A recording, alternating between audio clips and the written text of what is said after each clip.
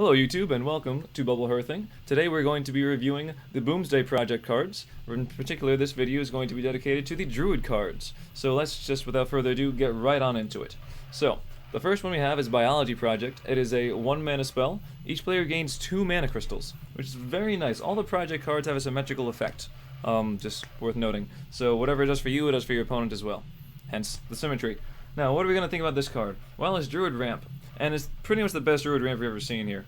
1 mana, get 2 mana crystals, and they're full. That's amazing. So, in order to sort of tone that down and make it not completely busted, they give that effect to your opponent as well. And it's essentially free for them. However, can they really utilize that extra mana? If they're a Zoo deck, maybe, and Zoo could be pretty strong. If they're a controlled or a combo deck, perhaps, but they're going to miss a few points on their curve. And a lot of decks really want to curve out, get the 1, 2, 3, 4, or 1, 2, and 2 drops, or actually 1 and 2 drop, You know what I'm trying to say, to fill up their mana very well. And suddenly, maybe they have 3 or 4 mana crystals, and they're full of, 1 drops. It's like, well, this isn't really the best use of, all these extra resources I have. It's going to waste. Whereas a Druid, especially one that's geared towards this, can definitely ramp towards whatever they need to, make better use of this mana, and it's fantastic. At the very worst, it's an innervate, because pay 1 mana, get 2 mana crystals, you net 1 mana crystal. So, nothing wrong with that. Fantastic card for Druid. Pretty strong. I mean, Druid's coming off pretty strong in the set, just letting you know. Next up, we have a 3 mana landscaping spell. Summon 2, 2, 2 Treants. 2 bodies. So, personally, let me just make the claim that I don't think the Druid Treant deck is going to be really good. It's tough to say.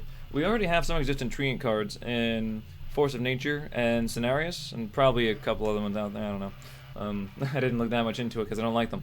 However, those aren't seeing any play at all. Force of Nature used to, but then it got nerfed because they removed the charge from the Treants, so that was a huge thing. Oh, I remember the Force Roar days. But anywho, so now going forward, we have this new sort of Treant deck that they're trying to promote. Personally, I think that Token Druid is just a better version of this. Notably in that you play Soul of the Forest, which also summons 2/2 Treants. So there's that, as well as Living Mana summons Treants. A lot of things do summon Treants. I just don't think that this is really a card that you want to throw in there. You're already summoning things. This is sort of forced synergy that I think is actually a little weak. Next up, the 8 mana 4/4 Gloop Sprayer. Oh my, look at all that gloop. Alright, it just loves gloop. Alright, and it's a battle cry. Summon a copy of each adjacent minion.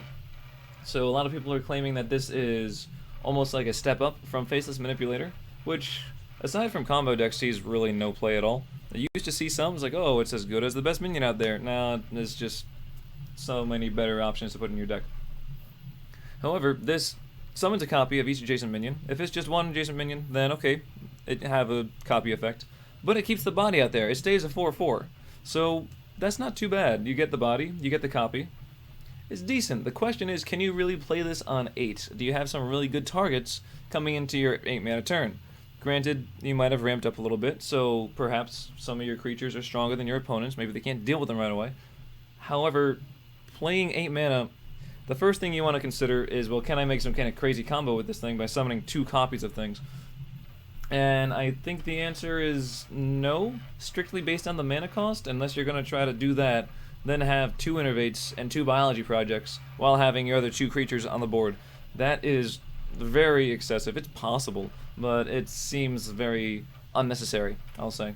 So Gloop Sprayer, not that great in that case. However, when you combine it with the Mulch Muncher, which I don't know if it's the next card, it's not. There's some possibilities there. I'll go over this guy a little bit more when the Mulch Muncher comes up. However, on his own, without that specific case, I don't think I really like the I don't think I really like the card. I don't think it's going to see very much play. Next up is the Dendrologist. So this is a 2 mana 2/3 battle cry. If you control a treant, discover a spell. Druid spells are usually pretty good. You can get, well, Naturalize if you really need removal, swipes, you can get Ultimate Infestation, that's the big one. Or you can end up getting Landscaping, which, as I said, I don't really care for very much. However, it does promote its own theme, so hey. And you're discovering, so you get your choice of 3. Usually you can find a good one in the bunch. Or you're going to end up with something like Moonfire, which is okay if you're running a very specific deck, otherwise no. Nothing other than Malygos Druid runs Moonfire. And some other nasty things that are kind of useless. But let's talk about this thing now. So it's a 2-mana 2/3. Well, this body, if it had no text on it, would see 0 play at all. We barely see play from the Plated Beetle, and that is only in Warlock, as a way to sort of even more deeply stabilize, as that's a proper way to phrase that sentence. It's not, but anywho. So was this that much better if it was discovering a spell? Well, what if it didn't have the control of Treant? Okay, yeah, 2-mana 2/3 discover a spell, absolutely, played in every single Druid deck. But having a Treant out there, I don't like that. Like I said, I don't really like the Treant, so this is going to really lower my my evaluation of these cards. So if Treants are remotely useful, I can see the Dendrology scene play. Maybe even in just the token Druid. As I said, if you play Living Mana or Solar Forest, you're going to have Treants just as byproducts, not as a main goal. And if you happen to have them out there, you can get this. Maybe you discover a, not Mark of Nature, but, you know, another Soul of Forest, potentially. Or the one that gives all your dudes +1/+1. Oh, for some reason, my mind is just blanking right now. But you know what I'm talking about. You can discover something that buffs your minions. So, potentially, already in the Token Druid decks, outside of that, I don't think there's going to really be a dedicated Treant deck. And now we're at the Mulch Muncher. I mentioned that one before I was talking about the Gloop Sprayer. So, 10 mana, 8/8 Rush. And it's a mech as well. But it costs 1 less for each friendly Treant that died this game. So, how are we going to abuse this? We're going to have Treants that are going to die. The best way to get a lot of Treants on the board is to run Living Mana. On 5 mana, it fills your board. Well, it gets you 5 Treants. Beyond that, you'll get 6 or 7, depending on your board state, if you actually have any minions out there or not. And that's already considered a very aggressive card. So, being able to get this out, say you play Living Mana on 5, and your opponent does some kind of combo, kills them all. I don't know exactly what it would be, but they find a way. It's not all that hard to figure situations where they're going to get 2 damage AoE. Blizzard, there we go. They play Blizzard because it's very entertaining. So they do that. Now this thing is a 5 mana 8/8 Rush. Okay. Well, that's really good if they're playing, you know, anything that you really want to run into. Even if you don't want to run into it, it's a 5 mana 8/8. This is actually a pretty strong card. I don't think it's super crazy overpowered, but there's a one case where, say this gets reduced a bit more than 5 mana. Say it gets down to like 0 mana or even 1 mana. You can play 2 of them. And it doesn't matter if you have them in your hand at the time. Unfortunately, the legendary creature here needs to be in your hand, but that's something we're going to hit in a few minutes. Say you have 2 of these in your hand. You drop them on the board. Cool. Now you play your Gloop Sprayer right in between them.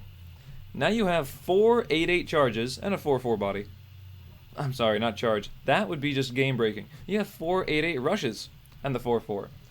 Maybe you do a little bit of training. Trading meaning you kill your opponent's creatures and you're still hanging out there because, hey, 8/8 bodies aren't going to go down too easy. And now you just say to your opponent, okay, what can you do? Can you survive? It's basically saying, this is the last turn, I built up to this, and if you can kill me, then you got it. If not, then okay, I'll take the win, thank you very much. It's tough to evaluate this, though. I do like it. I think it might just make Token Druid a little bit stronger. I don't think the whole Gloop Sprayer combo is going to go crazy and go out of control. But I like the card. I think it's pretty well designed. I think it's somewhat balanced, actually. Next up, we have the Tending Torn, the 6 mana 3/4. Choose one, give your minions +1/+1, which is Power of the Wild. It came to my mind. I remembered it now. Or summon 2 2/2 Treants. Well, it's interesting. The 6 mana 3/4 body obviously is bad. It actually reminds me of Strong Cell's Scavenger, the little bolster bear dude that gave all your taunt dudes +2/+2. So this one, if you pick the first option, well, that's not good at all, because even though you have a body out there, it doesn't buff itself, which is a minor setback, but it's still unfortunate. And the +1/+1 is easily achieved through, like I mentioned, Soul of the Forest, or you can even do Branching Paths, which costs 4, and you could do that twice. +2, well, granted it doesn't buff the health, but you really don't care about the health. When you're buffing all your minions, you want them to go in and hit face and such. So there's that. What else do we have? Well, you can summon 2 2/2 Treants. And in the event that you do that, it's like a 6 mana 7/8. Okay, well that sounds really good. Would someone play a 6 mana 7/8? Oh, absolutely. But when it's spread out like that, it's good to a point. Alright, that it costs 6 mana means that it is slightly on the higher end of a curve. and also that your opponent is probably going to have answers. Even though you're Druid and you're ramping up, your opponent's probably going to have a way to deal with a couple 2/2s and a 3/4 body. So if the Trance are not very good, this card is not very good. Just take this out and put in Branching Paths, or the other buff card that I immediately forgot. Wow, what? Call of the Wild? Mark of the Wild? Power of the Wild. Hey, there we go, something. Okay, next up is the, oh geez, now this is a heck of a card. The 4-mana Juicy Psych Melon. Emphasis on juicy. Alright, draw a 7, 8, 9, and 10 mana cost minion from your deck. So that's 4 cards for a 4-mana thing. Granted, you can't you definitely get to curve out when you hit turn 7, or when you hit 7 mana. But before that, you do have the 5 and 6 mana turns, which could be a little awkward. Now, you could, of course, on 5 mana, play Nourish, get the mana crystals, do something with the 2 mana, you'll find something. And then you're going to go into 8 mana after that. So you skip the 7 drop, which you may or may not even be running, and then you just go 8, 9, 10. 3 out of 4 is not bad. Let's go into a few notable things that you can actually draw with this card. Perhaps you're running Taunt Druid. You can get the Lich King, which is very nice in Taunt Druid, and just a very nice card in general. You can get Hadronox, the big, the big picture guy, the Pinnacle card, the one that makes everything work. What else can you get? You can get Dragon Hatcher, which is also seen in Taunt Druid. Just get your loot, Hoarding Dragons. Unfortunately, you can also draw your Hoarding Dragons, which you don't want to do. You want to pull them with Dragon Hatcher. But if you pull them, it's not super bad. Like if you draw them with the Psych Melon. Alright. Another card you can get is my phone going off. No. Is Starliner. Now that's a heck of a card. We're going to get that further down the way as a neutral card. It's mostly a meme card, I think, but it's somewhat of a combo, and if you're trying to get the combo to go off, at least this can search it. So I'll probably mention that when I talk about Starliner, but without further ado, let's continue onwards. So let's see how I think about this card. I think I could see this seeing play in Taunt Druid, certainly. Outside of Taunt Druid, though, unless you're just running a big Druid deck, I don't see it happening. And since it has to be minions, you can't just search out like your Ultimate Infestation. You could fetch Malagos, of course, that's a big one, with a 9-mana card. And usually you don't run any other 9-mana minions. So that's nice. Of course, if you draw Malagos, there's not a great chance that you draw it by turn 4. So you could see this as like a one-of in Malagos Druid just because, but I'm not crazy about it. Next up, the Dream Petal Florist, a 7-mana 4/4. Wow, that body is terrible. Let's see what it does. At the end of your turn, reduce the cost of a random minion in your hand by 7. That's a 7 right there. That's not a 1 or a 2. That's a 7. That's the biggest mana reduction I think we've seen, aside from draw a card that costs 0 or something, or perhaps the well, it's like the Gnomish, the Scout, where you draw it and it makes it cost 5 the next card, which saw slight play. So how are you going to value this card? Well, let's see. So you play a 7-mana 4/4, and then next turn you have a random minion, just a single minion in your hand, that costs 7 less. Can you survive after playing a 7-mana 4/4? Well, with Druid, probably. You could play it behind maybe a Spreading Plague. That's nice. After you do that, what's it going to be? Well, maybe you're playing Malagos Druid is the first thing that comes to mind. You can reduce the cost of Malagos. Of course, if you're doing this, you might have 2 Dream Petal Florists, and you would reduce the cost of their Florist, which would make it a 0 mana, which is nice. So outside of Malagos, though, which is the only possible application I can see, I would rather just run the, what is it, Arcane Torrent? The Elemental, where if you played a spell that costs 5 or more, then you can play it for free. Because that's basically what you're doing here. You're getting an extra minion out on the turn. Just play a spell that's going to do some effect to the board, because this does nothing as a 7-mana 4/4. Then drop your 4/4 body. I think it's pretty much the same effect, and it's much more heavily played. I think it's tested and true. This thing, I don't. There's gonna be memes, most certainly. It's gonna be like, oh my goodness, it reduced my Malagos and then the other card, and then we're good. But outside of those cases, I don't like this card. Hey, we're on to the legendary, well, one of the 2 legendaries. Legendary creature. It's a 4-mana 3/4 Phlebidinous Floop. It is the fantastic card because it's going to make anyone that plays it say Phlebidinous Floop. And anyone that casts it say Phlebidinous Floop. And then maybe someone's just going to have a whole collection of all the streamers and casters and everyone saying Phlebidinous Floop. I just stated it a few times. Go ahead, feel free to pick your favorite audio bite right there. Now, onto the effect. While in your hand, this is a 3/4 copy of the last minion you played. Notably, it has to be in your hand before you play the minion. So you can't just play something super early on, draw this guy, be like, okay, I'm going to copy that minion I played 5 turns ago while this is still in my deck. No, this has to be in your hand. A lot of people are seeing this as an alternative to Faceless, which sees some play, especially in Malygos Druid. Why do I keep mentioning Malygos Druid? Because, let's admit it, Token Druid is already pretty strong as it is, doesn't really need too many tools, and Malygos Druid is also a really strong deck that is getting some tools here, so that's why we're talking about it. What else can you do with this? Well, you can copy Malygos is the big one. Hadronox, you can copy things that you can't play 2 things in 1 turn. You could copy Ixalan, which is a very strange option, but I just took a look into the things that, you could play within the same turn as this. And Ixalan's an idea if you want to play another minion afterwards, and maybe you break a twig, so you have your full mana, and then you play something, and you get 2 copies of it, so you have 3 somethings. Okay, but is that really worth it, where you could just, I'm assuming Malygos, just play those things? I don't know. Maybe you could do that with like some kind of charge minion, and just do that with Leroy, get 3 Leroys, but then again, 3 Leroys isn't lethal, so there's that. What else can you use this for? You can use this as an alternative to Prince Taldaram, and mainly, the only application I saw with that is if you really want to run some kind of 3-drop. The only one that I saw could be maybe Greedy Sprite. I didn't include cards from this set, so maybe there's something in here that's 3 mana that's super good in Druid or neutral. But beyond that, no. But still, I think this card is amazing. Malygos Druid, that's all I really have to say. There's so many more applications. You can also use it with Mechathune further down, but fantastic card. And then this fantastic guy creates something so abysmal. Floop's Glorious Gloop, and also my inability to load 134 more images with the same video. Okay, let's talk about these Gloop. Let's talk about this guy's Gloop. 1 mana, this is the Druid legendary spell. For the record, each class is getting 1 legendary spell, and Blizzard has stated this is the first time legendary spells are in Hearthstone. Blizzard has completely forgotten that in Goro, each class got a legendary spell. They just called them quests. And to be fair, okay, so they didn't have a different mechanic, They were guaranteed to be in your opening mulligan, and they had a little quest thing there. But they were spells, because they could be countered with things like Counterspell and the like. You can duplicate it with, like, what, Mana Bind? Yeah, so, and it still had the legendary thing. You can only have 1 of them.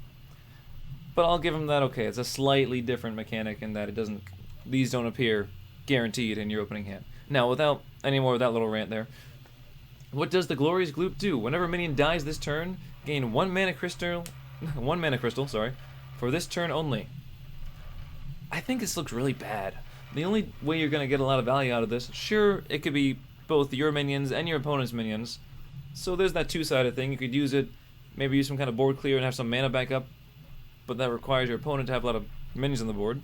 And if they don't, and you can't kill your own dudes, well, okay, so maybe your dudes are just, maybe you're just going to beat your opponent in the face. So you can kill your own dudes. Do you really want to kill your own dudes just to get some more mana to play some more dudes?